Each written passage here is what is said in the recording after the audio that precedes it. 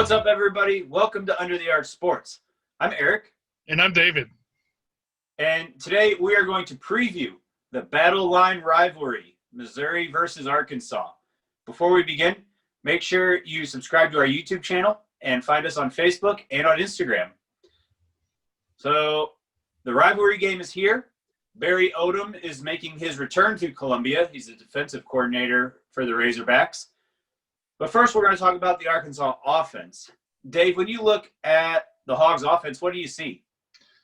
I would say they're fairly balanced. They can put together a decent rush game as well as a good passing game. My biggest concern would probably be the home run play or home run pass, if you will, over top our defense. Felipe Franks has done a pretty good job since he's come from Florida managing their offense. So it's been kind of interesting to take a look at what they can do. Yeah, he's been a bit of a revelation, just kind of being, at Florida, it was like, well, there's nobody worse, so Felipe Franks, go get him.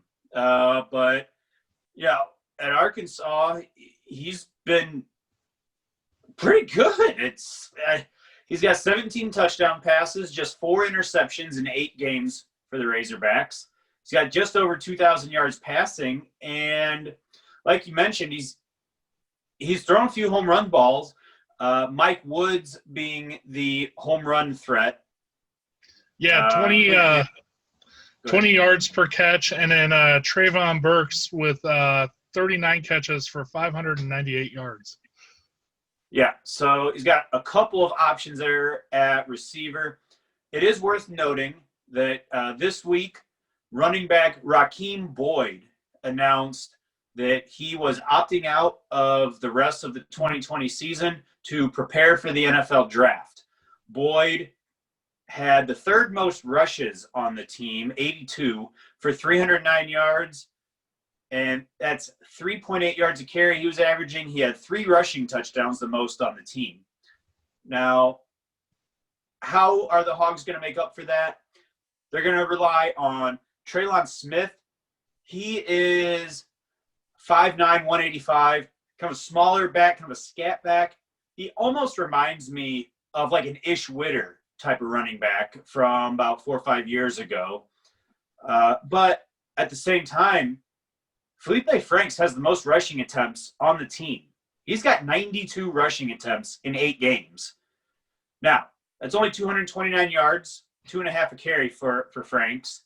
But what that means, Dave, is that if the Missouri defense is having a 3rd and long situation, they can't just pin their ears back and go after it. They've got to have discipline. Yeah, and that's actually going to be one of my keys to the game. The defensive line needs to play a gap game. And what that means is they need to plug up the holes to stop the possible run game while maintaining their positions so they can corral Felipe into kind of like a pocket and don't let him find any running lanes.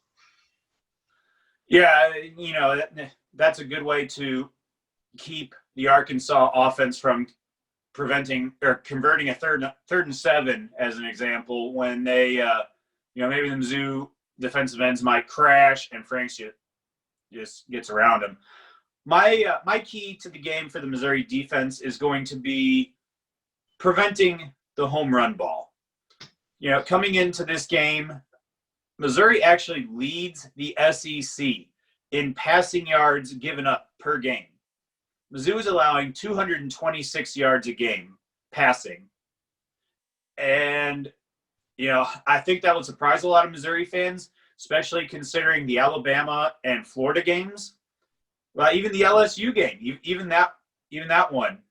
LSU quarterback Brennan, he shredded the Missouri defense that game. But the Kentucky, Carolina, and Vandy games more than made up for it. Now, to my point, you have an Arkansas offense that has multiple receivers with touchdown passes of more than 50 yards. You've got a rushing attack that's depleted with Boyd leaving for the NFL draft. Don't make it easy on them by getting beat down the field. Keep everything in front of you. Make them settle for that 10, 12-yard drive. And then complementing what you said, gap responsibility, stuff the run. Make Traylon Smith make him try to power through instead of giving him lanes. And I think that would be a recipe for success for the Missouri defense. Now, taking a look at the offense, Connor Bazelak coming off a very quiet but great performance, 30 out of 37 for 318 yards. I don't know what else you ask for him. Just be smart with the football, Dave. Yeah, he didn't throw any touchdown passes. However, that's because you had the beast of a running back, Roundtree, picking up 3 of those. That's another thing that really impressed me against Vanderbilt is Mizzou put together a very strong rushing game, especially getting our offensive lineman back. So it definitely made a huge difference with our offense. For this upcoming game, I look for us to establish the run again. Arkansas's defense is really good at forcing interceptions, so I could see a more conservative type play call, the short yardage passes, and then if you can get a good run game going, you can sustain long drives and possibly control the game altogether by doing that. Yeah, Arkansas's secondary, they've got 13 interceptions on the season in 8 games. So it'll be important for Bazelak to be smart with his decision-making, be patient enough to go through his progressions, and if you got to settle for the dump-off, settle for the dump-off. Eric, I wanted to mention cornerback Jalen Catalon is actually going to be out for the first half of the game because of a targeting call against LSU. Now, he had 3 picks for Arkansas, so that could be a potential huge loss for them. As an opportunity for Missouri to maybe take a couple of shots down the field in that first half. Maybe somebody like a Kiki Chisholm who's actually stepped his game up the past few weeks. Yeah, so we'll just have to wait and see. And also, it's worth noting, Arkansas has a linebacker, Grant Morgan, who is actually getting more tackles per game than Nick Bolton. And that is saying something. Yeah, I think he had 104 tackles in 8 games, something like that, to Bolton's 76. Now, I do think if we play the gap game on defense, that would free up Bolton to really wreak some havoc on Arkansas's offense. So it'll be interesting to see how defensively we come out and play. Yeah, it's interesting when you think of Bolton. He is kind of known, at least when thinking of the NFL, as being undersized, right? Right. Well, maybe he can use being undersized, maybe a little smaller, quicker.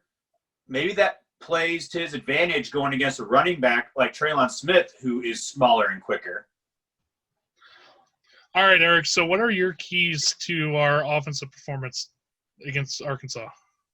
Well, we talked about Arkansas having 13 interceptions as a defense. I think that's the key right there, is they've been opportunistic. Connor Bazelak cannot give Arkansas opportunities to have a short field offensively. Be smart with the football. If the throw's not there, throw it out of bounds. Live to play another down, right? Arkansas, they are light years better than they were, but they're still 3-5. They're not world beaters. A little bit like what I was saying against Vanderbilt last week. Don't give them anything easier than it needs to be. Make them prove it. As for me, I look for Missouri to establish the run again. Now that we have some healthy offensive linemen, and it kind of showed against Vanderbilt, I'd like to see us continue work on the run game.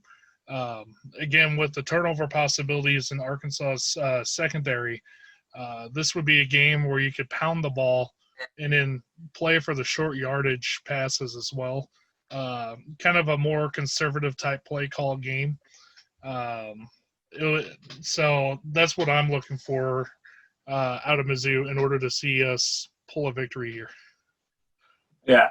Now, as for predictions on what's going to happen, I think it's going to be a battle. I really do. I think there's going to be parts of this game that are pretty ugly. Two fairly evenly matched teams. Not something you can say over the past few years about Missouri and Arkansas, given how terrible Arkansas has been. But they're much better. I think Missouri is going to – they're not going to put up 41 points like they did last week. I think the run game will be effective. I think Bazelak will probably throw a pick, but I think overall he'll be disciplined.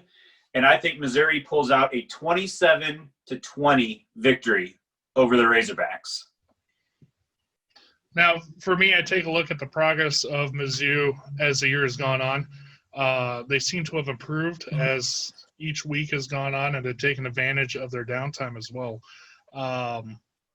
They've won 4 of their last 5 games, and I look for them to win this game as well.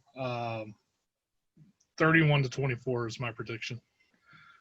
Anyway, that's today's Under the Arch Sports. Remember to subscribe to our Facebook and Instagram pages, and thank you for watching. See y'all next time.